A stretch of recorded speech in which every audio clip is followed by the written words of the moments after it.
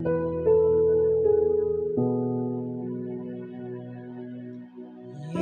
மகனே, இன்னும் இன்னும் பயம் உனக்கு? ஏன் நம்பிக்கை இல்லை?